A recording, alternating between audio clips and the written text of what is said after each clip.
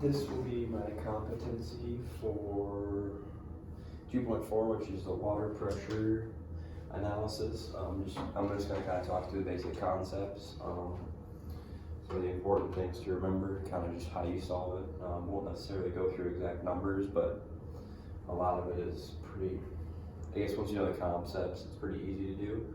So there's three different kinds. You have a flat.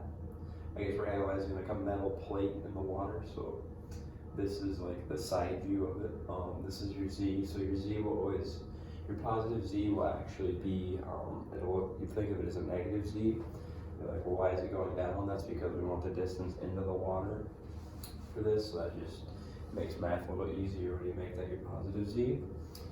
And then this is our Y technically. So this is a look at it on the XZ. So the XY would just be the flat plane piece. But so this is actually tipped kind of like this in this plane. And then obviously that's just looking at it like this. Just to kind of understand the views we're looking at here. I kind of tried with the arrows to show what we're looking at. You just think of this one as kind of just angled like this, and then it's just turned here, like that. Yeah, I guess like this eraser, you go here to here. But anyway, hopefully you get the views. So our basic equation is force equals rho g z. Rho is just a common letter. Greek letter that's used for density things. In this case, rho is the water density. Oftentimes that is given, like per foot, per meter, whatever. It'll be this many, per 1 meter. So then it doubles as you go down, as you get deeper, so you can solve for the change in the force. G is gravity and Z is our depth. So at this point, so like obviously it's going to change from there to there.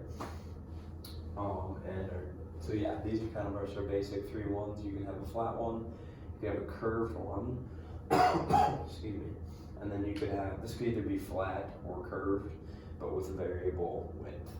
So these two, the width is constant, this one the width changes, so that makes it a little bit more complicated, but not too bad.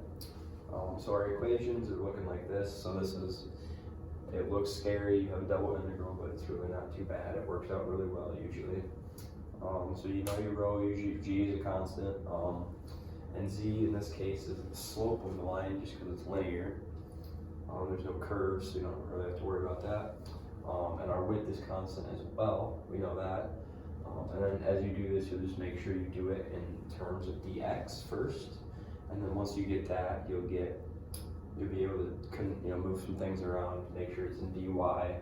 But oftentimes as you do this, you'll integrate, you'll get x terms, and then there will be like a y equals whatever equation, and you can solve for x, and you can plug those in, and it usually works out really well then for dy. In my experience, at least it has. This is very similar. So yeah, this is a slope here, your width is constant. This is similar, just kind of the next order of a line.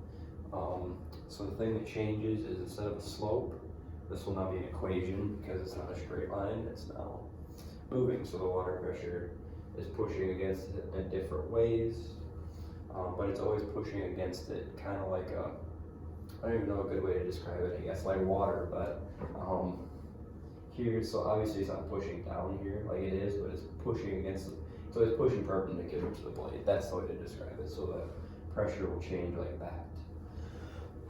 Excuse me. So yeah, still our double integral. And I guess we'll look back at this a little bit. So we're going from A to B first. So from there to there, like that. And then we do the C to D. Or sorry, I have it backwards. We do our width first, so our change in our width. We'll do that integral first, and then we'll do the integral for the depth as that changes over time. So that's why you need to do this. It's just this change, and then that change. Those are your two integrals. So you're going from C to D like this, and do slices of x, and then there you do slices of x still, but it's from A to B like that. And it's actually, sorry, you do slices of x, and then you do slices of y like that. There we go. Now it makes sense. So yeah, same thing here. You do your slices of x first, and then your slices of y. And to solve for that, And yeah, this will be an equation here because of the line. Your width is still constant. Here's where it gets a little complicated. If you have a variable width, so you'll do your slices of x, but your slices of x are going to change because your width is changing. Or sorry, slices of x are the same, but your width is changing. So that will be a second equation. So that's the change from here to here, is your width is no longer a constant, it's now an equation. So there'll be an equation for something like that. It might be a triangle, it might, who knows what it'll be, but you'll get an equation. You'll still do it, excuse me, dx, and just make sure it's in terms of x, all of it, when you're doing dx, and then once you get that integral, make sure it's in terms of y, do the dy. Now that'll be from a to b there. I guess I don't need those, but from a to b there, and you'll do that. You could have the same thing. You could have a line that's, you have a flat line with a variable width. It would look like this, but it would just, you can imagine that.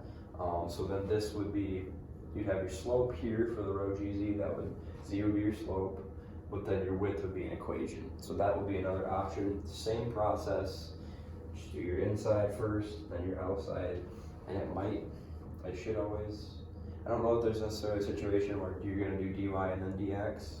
I'm sure there is, and it just makes it easier, but for these examples that I have drawn, at least, you'll do your dx first, you do your dy. So you do your width first, and then you do your depth.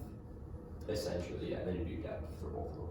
So yeah, that's kind of a quick rundown of water pressure analysis and excuse me, the analysis concepts behind it.